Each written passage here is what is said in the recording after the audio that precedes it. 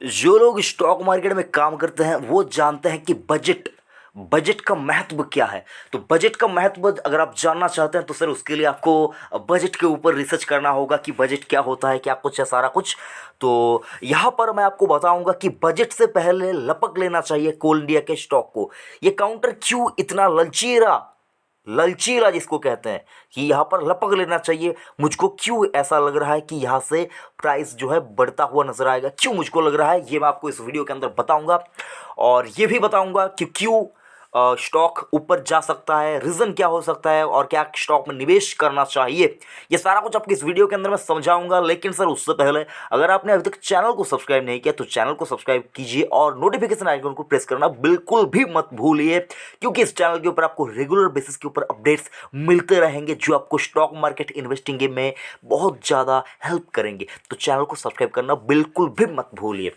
तो सर यहाँ पर देख पाएंगे आज 12 जनवरी 2021 के दिन आज कोल इंडिया ने 146 रुपया 80 पैसे के ऊपर क्लोजिंग दी है। 146 रुपया 80 पैसे के ऊपर क्लोजिंग।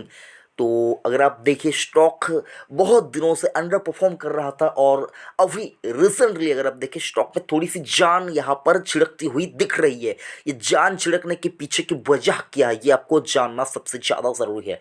तो देखिए सर, अगर इंडिया को 5 ट्रिलियन इकोनॉमी बनना है तो सर उसके लिए एनर्जी सेगमेंट के ऊपर बहुत ज़्यादा जोर ज़रूर से देना होगा। और उसमें अगर आप देखें कोल इंडिया जैसे स्टॉक या कंपनी की बात करें तो इसका महत्व बहुत ज़्यादा रहेगा। और जो प्राइवेट प्लेयर्स को यहाँ पर माइनिंग से रिलेटेड जो कामकाज यहाँ पर ऑक्शन के थ्रू दिया गया है उससे बहुत ज़्यादा कोल इंडिया को दिक्कत आएगी ऐसा मुझको नहीं लगता। और बात करें शॉर्ट टर्म के अंदर इसका टारगेट क्या हो सकता है तो सर शॉर्ट टर्म के अंदर ही हो सकता है ये आपको 160-70 का टारगेट दिखा दे। लेकिन सर ये ज़रूरी नहीं कि आपको 160-70 के लिए यहाँ पर निवेश करना चाहिए। मैं आपको यहाँ पर निवेश करने की राय भी नहीं दूंगा, मैं आपको यहाँ से एग्जिट करने की राय भी नहीं दूंगा। लेकिन जो खबर बन रही है वो खबर आपको यहाँ पर बताऊंगा। देखे तो 5 दिन का यहाँ पर जो रिटर्न यहाँ पर बना है तो वो है 7.5% के आसपास का। और देखे तो सर जो सबसे ज्यादा नेगेटिव यहाँ पर कोल इंडिया के लिए लगता है, कभी 426 में ट्रेड करता था वो स्टॉक, सरकारी कंपनी, सबसे बड़ी आईपीओ यहाँ पर इसी कंपनी का था आज तक का देखे तो 146 रुपया में अभी ट्रेड कर रहा है, कभी 426 में हुआ करता था। तो बहुत ज़्यादा डिस्काउंट पे मिल रहा है। और सबसे ज़्यादा इंपॉर्टेंट चीज़ जो कि है सर 9.20% का डिविडेंड यील्ड दुनिया में कहीं नहीं मिलेगा सर। ऐसा डिविडेंड की बात करें तो ये इंटरेस्ट रेट भी आपको कहीं पर नहीं मिलेगा। लेकिन कोल इंडिया जैसा स्टॉक आपको रेगुलर बेसिस के ऊपर डिविडेंड तो देता जाएगा। देखिए सरकारी कंपनी है, सरकार का सबसे ज़्यादा हिस्सेदारी है, सरकार तो डिविडेंड निकाल ही लेगी। तो अगर आप उस लिस्ट में रहेंगे तो आपको भी डिविडेंड मिल जाएगा। और ये स्टॉक देखिए लोग कहते हैं कि कोयला है, बिल्कुल कुछ नहीं मिलेगा, ये वो सारा कुछ। देखिए मैं आपको यही कहना चाहूँगा, कोयला है, ठीक है, कोयला है, कब ये मतलब हीरा बन जाए किसी को नहीं पता। हीरा बनता है कोयले से ही। तो सर मैं इस कंपनी को खराब तो बेकार तो बिल्कुल भी नहीं कह सकता।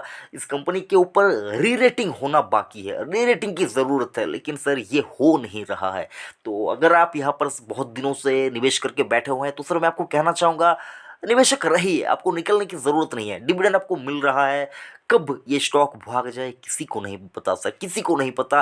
तब पकड़ में नहीं आएगा, तब पकड़ में नहीं आएगा। और अभी की बात करें 146 रुपया 80 पैसे के ऊपर स्टॉक क्या लेना चाहिए, डेफिनेटली लीजिए शॉर्ट टर्म के लिए, मतलब 3 से 6 महीने के लिए डेफिनेटली लीजिए। बजट एक बार पार हो जाने दीजिए, बजट में इस स्टॉक के ऊपर आपको चर्चा होती हुई भी दिख सकती है। और 6 महीने के लिए आपको यहाँ पर मुझको जो जितना समझ में आ रहा है सर यहाँ पर आपको रुकना चाहिए कम से कम, अगर आप निवेशक है भी तो 6 महीने के अंदर इस स्टॉक के ऊपर आपको अच्छी खासी तेज़ी यहाँ पर आती हुई दिख सकती है। आपको तब तक मतलब जब तक यहाँ पर मॉनसून नहीं आ जाता आपको स्टॉक में निवेशक रहना चाहिए, जितनी मेरी रणनीति जो मैं समझ सकता हूँ सर।